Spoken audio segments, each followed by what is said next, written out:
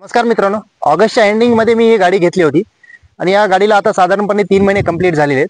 गाडीत मी जवळपास 10,000 किलोमीटर आता पूर्ण झालेलं आहे, कंप्लीट झालेलं आहे. 10,000 किलोमीटर चालवल्याच्या नंतर गाडीमध्ये काय निगेटिव्ह पॉईंट्स आहेत किंवा गाडीमध्ये काय प्रॉब्लेम्स आलेत. 10,000 किलोमीटर हा एक मोठा रन असतो. या रन मध्ये मला काय काय गाडीमध्ये निगेटिव्ह वाटले मी आता हे तुमच्यासोबत मी शेअर करणार आहे या व्हिडिओद्वारे. तर व्हिडिओ शेवटपर्यंत नक्की बघा, न स्किप करता. पहिला पॉईंट निगेटिव्ह मित्रांनो हा आहे की या गाडीमध्ये केबिन नॉईज येतो. जसं की हे 1.5 लिटरचं डिझेल इंजन आहे. As compared to other companies या गाडीमध्ये थोडंसं व्हायब्रेशन्स आहे, थोडंसं केबिन नॉईज येतो. गाडी जेव्हा आपण स्टार्ट करतो थोडंसं हलकंसं व्हायब्रेशन आधीच्या फेजपेक्षा या फेज 2 मध्ये थोडंसं व्हायब्रेशन कमी झाले, पण थोडंसं व्हायब्रेशन्स आहे. रिफाइनमेंटमध्ये थोडीशी कमतरता या गाडीमध्ये आहे. हा एक सगळ्यात मोठा निगेटिव्ह पॉईंट मला नेक्सॉनमध्ये वाटतो 10,000 किलोमीटर चालवल्याच्या नंतर.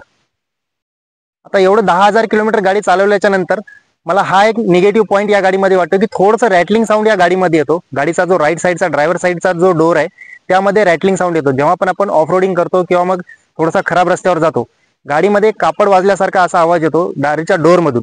मी सर्व्हिस सेंटरला पण ही गोष्ट सांगितलेली आहे, पण त्यावर काय उपाय निघला नाही. थोड्या वेळासाठी तो आवाज बंद होतो, पण परत थोडेसे जास्त किलोमीटर झाले किंवा ऑफ रोडिंगला किंवा खराब रस्त्यावर आपण गेलो की हा आवाज परत चालू होतो. हा एक सगळ्यात मोठा मला निगेटिव्ह पॉईंट या गाडीमध्ये वाटतो. निगेटिव्ह पॉईंट जो हा आहे की या गाडीमध्ये कुठे कुठे पॅनल गॅप्स आहेत. आता नेक्सॉन ही प्रीमियम सेगमेंट मधली गाडी आहे, पण तरी देखील फिट अँड फिनिशचा थोडासा इश्यू आहे. इंटरनल कॅबिन मध्ये जरी बघायला गेलं तर कुठे कुठे जे जॉईंट्स जे असतात पॅनलचे तिथे थोडासा गॅप आहे. बाहेर जर तुम्ही बघायला गेले तर इथे बोनेटवर, मागच्या साईड टेल गेटवर, टेल लॅम्प्सवर कुठे कुठे थोडे थोडे पॅनल गॅप्स आहेत. तो त्यांनी काही फारसा असा फरक पडत नाही, पण थोडंसं जे प्रीमियम फील जे यायचं तिथे थोडंसं कॉम्प्रोमाइज करावं लागतं. पॅनल गॅप्स हा एक निगेटिव्ह पॉईंट या गाडीचा मला वाटतो आहे. निगेटिव्ह मला एवढी गाडी चालवण्याच्या नंतर अजून एक निगेटिव्ह मला पॉईंट सापडलाय की या गाडीमध्ये रिअर वायपरची कमी आहे. असं नाही की हे बेस वेरियंट आहे किंवा सेकंड बेस वेरियंट असल्यामुळे मी या गाडीमध्ये रिक्वायरमेंट करतोय. आता नेक्सॉन जर घेतलं तर तुम्ही डायरेक्ट सेकंड टॉप मध्येच रिअर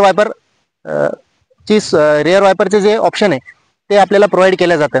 छोटीशी गोष्ट आहे, कंपनीने यावर थोडंसं लक्ष द्यायला पाहिजे, थोडेसे पैसे वाढून घ्यायला पाहिजे. रिअर वायपर खूप एसेन्शियल आहे सेफ्टी पॉईंट ऑफ व्ह्यूने. याच्यामध्ये ना रिअर वायपर आहे ना डिफॉगर आहे. या दोन्ही गोष्टी खूप बेसिक नीड्स आहेत. थोडेसे पैसे वाढून घ्यायला पाहिजे, पण या गाडीमध्ये हे फंक्शन असायला पाहिजे होतं. नंतरचा जो निगेटिव्ह पॉईंट आहे तो फक्त ड्रायव्हरशी रिलेटेड आहे. ज्यावेळेस आपण गिअर शिफ्टिंग करतोय त्यावेळेस आपण जेव्हा 6वा गिअर टाकतोय त्यावेळेस थोडंसं एंगेजमेंटमध्ये थोडासा इश्यू येतो. आता हे प्रत्येक नेक्सॉनमध्ये येतोय की पर्सनल माझ्या नेक्सॉनमध्ये येतो हे मला माहिती नाही.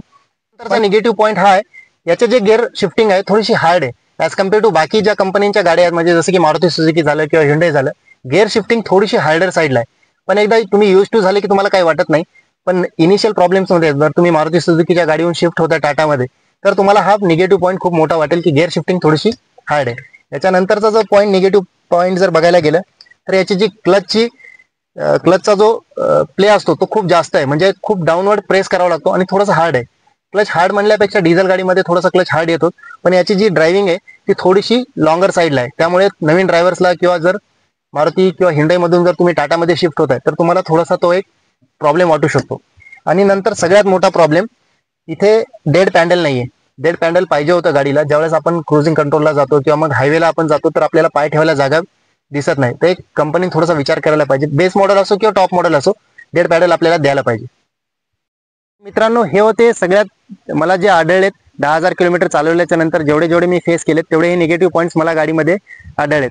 जर तुम्हाला अजून काही निगेटिव्ह पॉईंट्स टाटा नेक्सॉन बद्दल वाटत असतील तर कमेंट बॉक्समध्ये नक्की शेअर करा. आणि व्हिडिओ जर आवडला असेल तर लाईक आणि सबस्क्राईब करा आणि चॅनलला ग्रो होण्यासाठी मदत करा. थँक्यू.